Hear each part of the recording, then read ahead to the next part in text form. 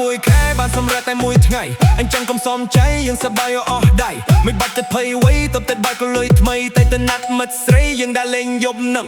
តែហៅមិត្តភក្តិថាកុំនៅស្ងៀមត្រឹងយើងដើរលេងយប់នឹងនៅក្នុងក្លឹបរាត្រីស្លៀកពាក់ឲ្យលុយខោខើប៊យចេញថ្មីបាញ់ទៅអប់ឲ្យក្រអូបដើម្បីទៅបងអួចស្រីទៅដើរលេងចូលក្នុងក្លឹបយើងផឹកស្រាហើយអង្គុយស្ដាប់ភ្លេងហើយយើងរាំលេងតាមចង្វាក់ភ្លេងកាច់រៀងឲ្យសប្បាយព្រោះតែទៅបាក់លុយហើយនេះកែវស្រាវិញអ្នកណាបើមិនទាន់ផឹកទុកឲ្យខ្ញុំជាអ្នកផឹកជាមួយនឹងសងសា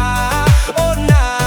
ផឹកទៅកុំគិតអីណាពិសេសព្រោះបងទៅបាក់លុយបាក់លុយបាក់លុយ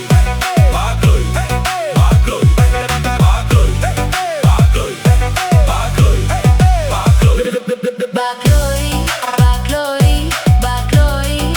់លុយបាក់លុយបាក់លុយបាក់លុយ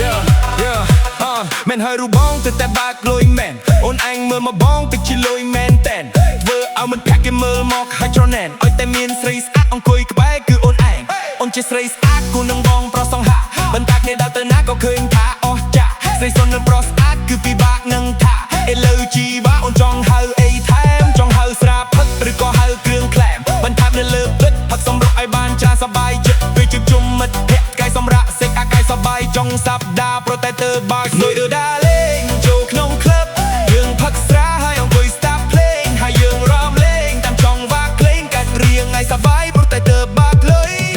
ដើរលេងចូលក្នុងក្លឹបបាក់លុយចូលក្នុងក្លឹបបាក់លុយចូលក្នុងក្លឹបបាក់លុយ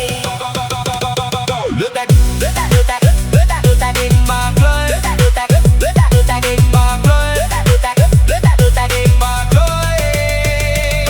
លើតែមួយចំនួនអាសាច់ស្អាតតែបាផឹកបានតិចនោះពិតជាព្រឺខាត